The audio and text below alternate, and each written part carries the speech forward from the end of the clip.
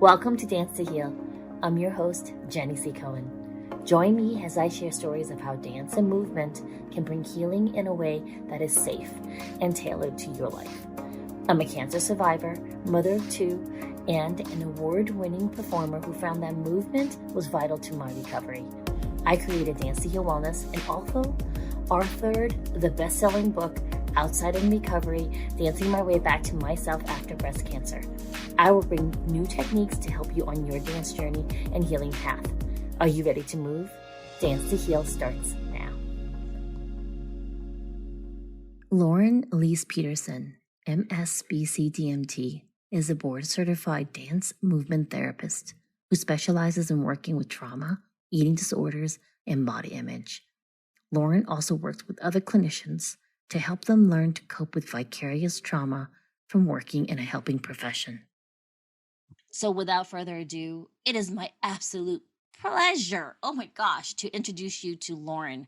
Hello, Lauren. Hi, it's so wonderful to be here. Thank you. So I gave them some of the jargon of your degree in education. Could you just tell the audience and show the audience kind of what do you do? Yeah. So I use my background in dance movement therapy to help people feel better in their bodies, both physically and emotionally. So I use somatic tools to help people connect, ground, heal from trauma or vicarious trauma and burnout. And in the meantime, that impacts our way that we feel about ourselves, our body image. And I have found that movement is, for me, the best way to work with people. We, of course, do talking as well, but moving is really, as you know, how we heal. Oh, I love that. So just because sometimes I've noticed different people have different definitions of what somatic means. So could you Mhm. define your actual orientation of when you say somatic? Yeah, that's such a great question. So the short answer for me is body-based. So connecting to the body. But the longer answer for how I interpret the word somatic is we're connecting with our bodies in a way that's really from the inside out, not some external force being imposed on our bodies, because our culture these days is very disconnected from what our bodies actually naturally want and need. We think about like when to get up, when to feed ourselves, when to stop feeding ourselves, what to feed ourselves. And all of that disconnects us from the wisdom that our body has within us already. So I've used somatics as a way to listen to your body's innate natural wisdom rather than an external force.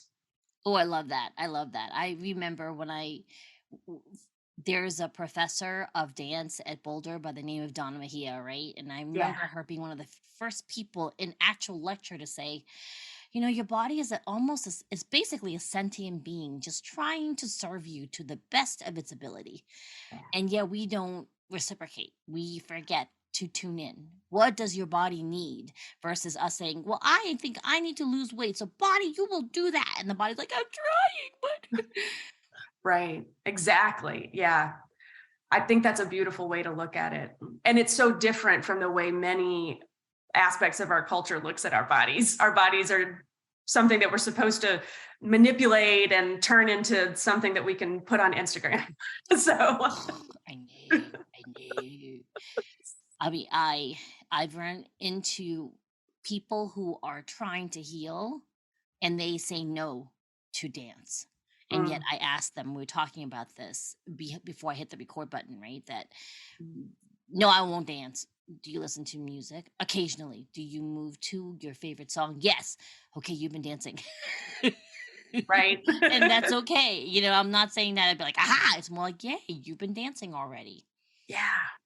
So I wanted to ask you to help us because when I first started working in trauma aware or trauma informed ways, I had Mhm. a lot of people say to me, oh, no, I had a great childhood. I have no trauma in my life. And for me, it's more not the aha, but more, okay, well, now we all have gone through vicarious trauma of some sort through this global panini. Right? We've gone Right. through.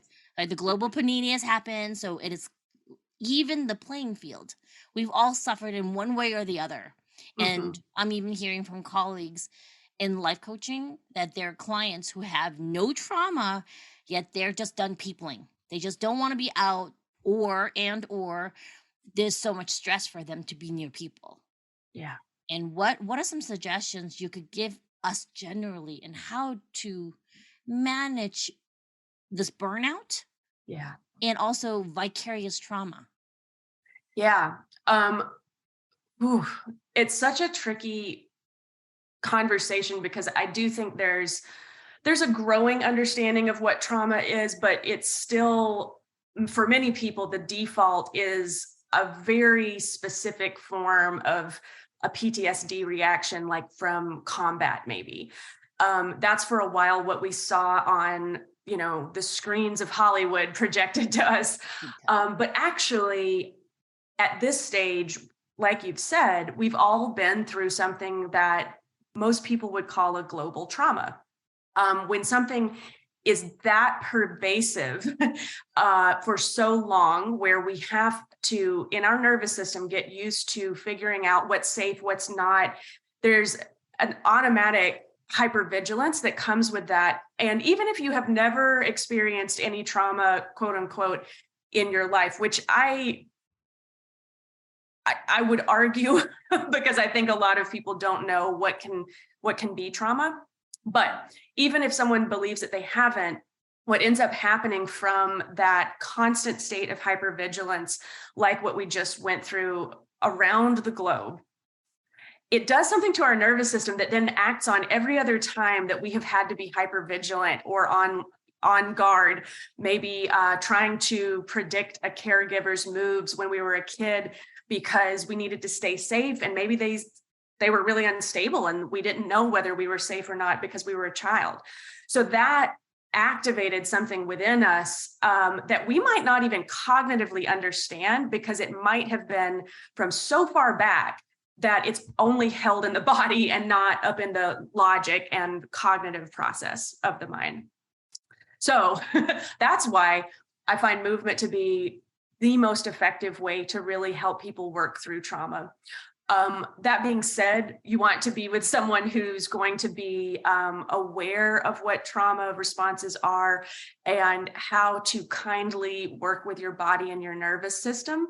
So that relationship and that communication is really important. Or you could get re-traumatized, right? You could go into just a total panic if you're trying to force your body to do something that your body is not ready for very many reasons.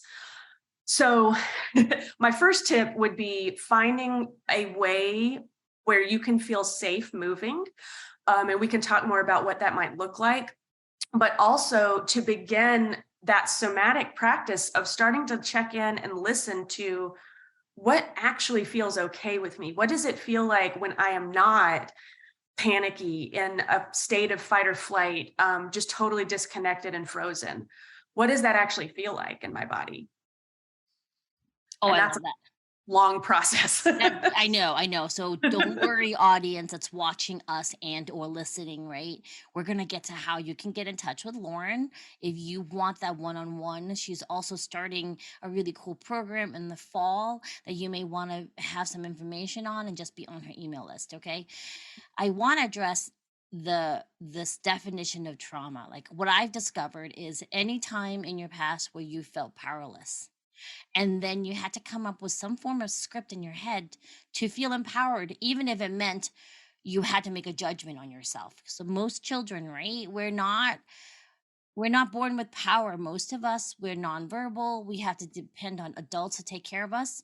Adults who are aware enough and present enough to anticipate our needs and or at least read our signs.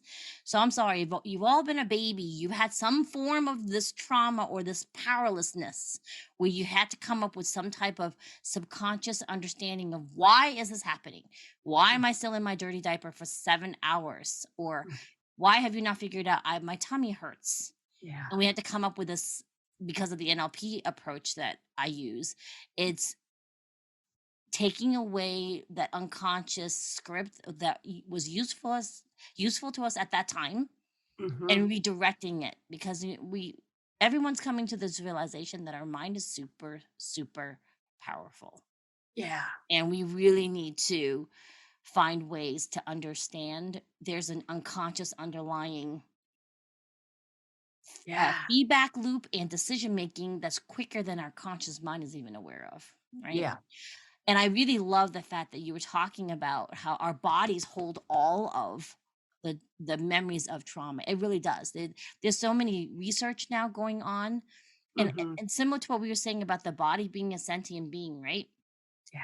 We've got this correlation of the neuroscience of dance being studied now, right? Because it's one of the few things that unites all parts of your brain, correct? Yeah. Versus when we're in trauma response, which is either fight, flight, freeze, or fawn. So folks, it's not just fight or flight anymore. Lauren was keeping it simple, but it's 4 things that we could be doing.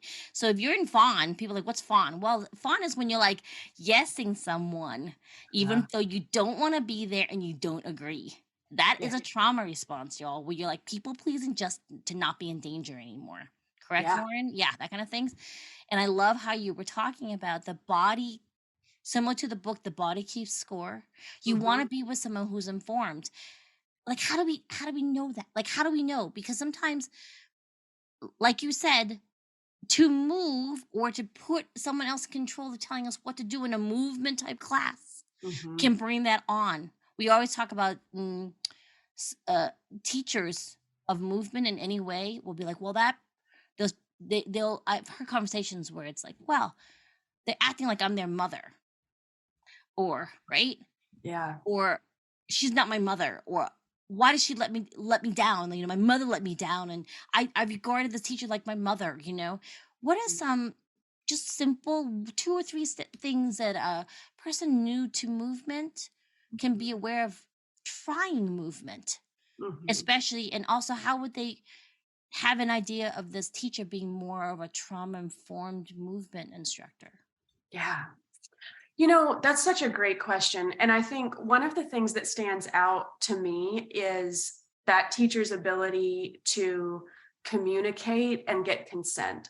Because historically, the Western, for lack of a better word, Western kind of Eurocentric forms of dance, historically, consent wasn't really a big part of that conversation. For some time, there was a view of a very hierarchical approach, right? So the teacher knows best, and they have the right to, you know, manipulate your body and touch your body to make sure that you're doing it correctly.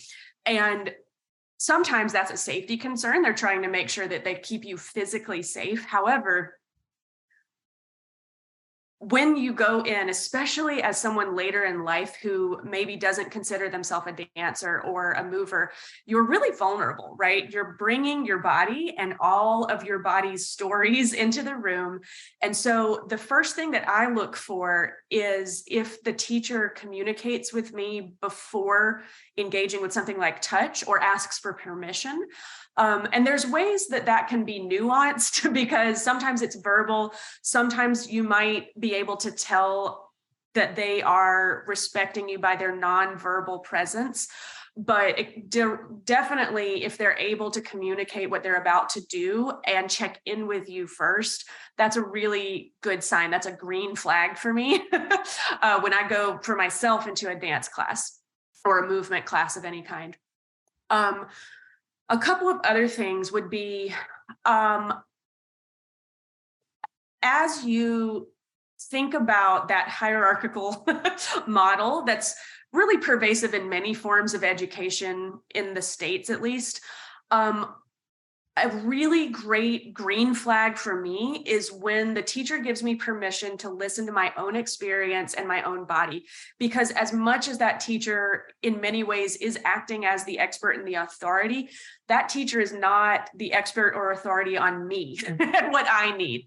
They don't know about my birth injury, you know, that makes my arms behave differently than maybe someone else's arms, because I know about that. I know what my range of motion is. I know what feels safe and what doesn't, but that teacher doesn't. And that humility and that willingness to surrender a bit to your body's needs, for me, is another green flag. The other thing is that in the training that I offer for folks who are dance instructors who want to become more trauma informed, I help them understand what a bit of trauma could look like. So not just the model we've been given in, Hollywood, but also what fight, flight, freeze, and fawn might look like in the dance studio, because it could look like something that would be really disruptive to a dance studio. If someone just storms out of your class, it can be quote unquote disruptive. And then that student can be viewed as, being a bad student. However, people who are trauma informed might understand that there might be something else going on, and they have a different awareness. If something like that were to happen in the dance studio, they might check in with that student, offer some grounding tools, and be able to keep the classroom environment feeling safe, because they understand that there might be something else going on other than, that student just acting up. So that, to me, is what people can start to look for. All of those require, though, checking in with yourself and seeing how you feel, right? Okay, folks, if you're in, I'm leaning into my, I'll hold it up in case people watching the YouTube video. If you teach people any type of movement, including something like martial arts, you need to take Lauren's class. Please sign up for her. Only because here where we are, my daughter has taken martial arts classes where they thought nothing of grabbing her leg, because she's very super flexible from rhythmic. Yeah. And when she's like, you didn't ask for, because they learned from me, you didn't ask for permission. You are not allowed to touch me. And for them to make a joke about it. Oof. And she never went back to that teacher, because she's like, no, first of all, I have injuries you're not aware of, because I can do things you can't even fathom in your body. And I've trained with abusive teachers at Lake Placid Olympic Training Center already for hours before I even hit puberty. So I really know what I can and cannot do, right? And it's just really, people have to come and do training that you offer to even check themselves, because we tend to forget it's all about the students, not about us as the instructors, right? We're very lucky that this person trusts us to come into the space. It's not an entitlement thing. Yeah. I mean, no, we don't want the teachers to be beat up and run over. We're not talking about that, right? We're just saying it's an agreement that we're going to trust each other. Because I've noticed, even when I was going through my cancer treatment, right? And I've seen you during my cancer recovery. Yeah. There's such an exchange of energies, and it all depends on, it's led by the instructor. Like, okay, so y'all, like Lauren and I have performed on stage before, right? Yeah. Before we went off in these different tangents that ended up being parallel in many ways. Mm-hmm. And I remember the intensive instructor, because we were going into a performance, y'all. Like, it was an intensive thing, right? And she was handling kittens, like, on stage, because people are we all come with our internal dialogues and what we can and cannot do. And there would be times she would go over choreography an extra 10 times in this very gentle way, I felt, because literally there was one or two of us who were never on count, on the wrong foot. And I felt, because I think it was explained to me, she was also the slower person in her trio when she was becoming famous, that could never get it, and she was shamed for it. So in this group setting, she always held space and would, until it got maybe to the 30th time, she might say to the one person who was making, unable to keep up. The other 29 times, it was, all right, I see we're not 100% together. Let's practice this again, right? I don't know if you remember that experience. I was like, that's amazing. Because at that time, I remember talking to her 2 days before the intensive, going, I don't know if I can perform, because, I'm still in recovery. I'm still going through the treatments. Mm-hmm. I think I was still getting infusions every other week. So I was really worried about my neuropathies in my legs. I couldn't keep up with you all. I mean, y'all, Lauren glided. She glowed on that stage. Either way, I was still going through cancer treatment. And I remember her saying, no, Jenny, you can tell me the day of the performance if you're doing it with us or not, and we will adjust. And I went, whoa.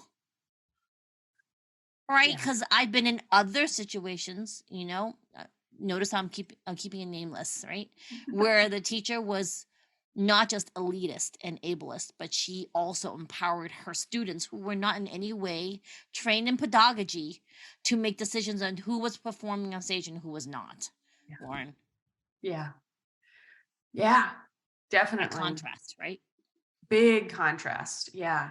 Because I'm betting that in those moments, your body, just by picking up on the energy of that teacher, her intent, her communication, I bet that your body could tell you, this is a safe place. We can dance. And that makes a huge difference, because if you are constantly worried about the ramifications or like the shaming or anything like that, about what would happen if you just took care of a very reasonable need, that's a red flag. But your body communicating to you, this feels safe, green flag.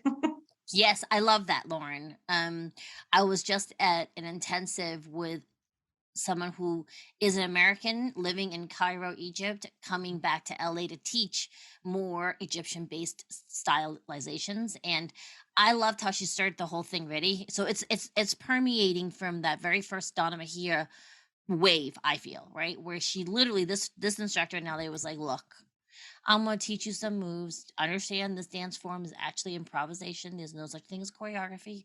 I'll still teach you some choreographies. However, remember, what I teach you is going to look different and feel different on my body than yours. So you've got to constantly check in and go, I'm not going to look exactly like her. I just want to make sure I feel what she's telling me she's feeling, and maybe I can replicate it in some form in my body. There's constant check-ins versus in the past. It was always, no, you need to look like this. Your hips need to go down like this, like a ballet thing. Yeah. Yeah. Yeah. Oh, that's beautiful. I'm glad to hear that awareness, It's exciting. Yeah. And again, Lauren and I are speaking from a place where we started this journey years ago, right? So that very beginning of it is just being in your body. What's a one quick tip you could give our audience how to be in their body? Like now, listening to, like, what's one thing they could do to get into their bodies right now versus like in their heads? Yeah, that's a great question. So one quick offering that I always give people, because it would have helped me, if I had learned this at one point, is I'm going to hold my hands up so that if you see this on the screen later, you'll see it, but you can actually rest your hands in your lap so that it's really relaxed. I'm going to invite each person to, if it feels safe, close your eyes. And if not, you can just look down so you're not distracted. We're going to inhale and just gently reach the fingertips out. And when you're ready to exhale, you'll just draw the fingers in. So we're just inhaling like you're kind of a flower opening, blossoming, and exhaling, just closing that flower up. And we'll do that a couple more times, just focusing on the natural pace of the breath. And as you're doing that, you can choose whether you keep that movement going or whether you just allow the hands to rest and focus on the breath. But notice if you feel just a little bit more present in your fingertips, in the inside of your palm, the skin of the hand. Notice maybe you could feel a little buzzing of energy in your muscles.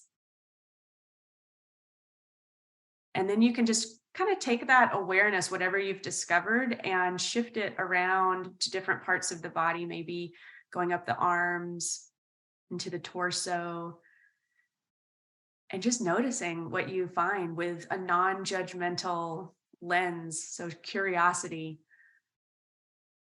What's happening there? And then when I'm ready to transition from that, a lot of the time I'll kind of wiggle the fingers, move a little bit. Because for me, when I pay attention to my body, then I go, oh, there's some little areas that could wiggle and feel better. And then I might look around the room and ground to make sure I'm kind of here and present. And the reason why I add that is because for many people, doing big, giant movements might feel a little scary, but just that movement, if you connect it with your breath, it can connect mind, body, and breath, which is really different than forcing yourself to try to sit still and seeing if you can all of a sudden be meditating, which is what I tried to do in my early 20s and it didn't work. But using a tiny bit of movement for many of us, especially if you're more kinesthetic, or I'm going to go ahead and say if you have some ADHD, maybe some different neurodivergent minds really appreciate some of that movement to discharge the energy. But there's a difference between discharging the energy in a way that kind of might bring your energy up. If you're listening to this, I'm like flinging my hands around. But when we slow down to match our breath, it's really a bit more connected to your whole self, if that makes sense. Oh, I love that. Thank you so much. I love this. Y'all listen. So what's the best way for us to be in your space, Lauren? I would love to have you in my space. So I have Instagram, which is my name, Lauren Elise Peterson, which is where I share a lot of this content. My website is also laurenelisepeterson.com. I'm on Facebook under the same name, where I have a Facebook group where I lead things like this occasionally. And then I'll make sure that you have in my links my email list, because of course, these days, it's really nice to make sure that people can connect outside of social media in case something funky happens, as it sometimes does. Awesome. Yeah, because this podcast will go out on platforms in addition to being on YouTube. So we'll make sure, I'm just going to point dramatically. You look for her here. Put the link here, my peoples. And thank you so much, Lauren. Oh my gosh, it's so good to see you. And I'm so excited that the Dance to Heal audience gets to know you, because you're bringing so much healing to the world. And thank you so much. Oh, thank you. It's an honor to be able to be, in general, continuing to know you after all these years, but also getting to see what you're bringing to your audience and sharing the gift of movement as a way to help people heal. Yes, I think between you and I, we'll get the whole world dancing, whether or not they want Yeah. to. In some way. All right. Thank you so much, y'all. We'll see you next time. Thank you. Thanks for listening to Dance to Heal with Jenny C. Cohen. Come back next time to hear stories of recovery through movement and learn more ways that you can move your body. To work with me and continue your journey, visit OutsideInRecovery.com. Are you ready to move?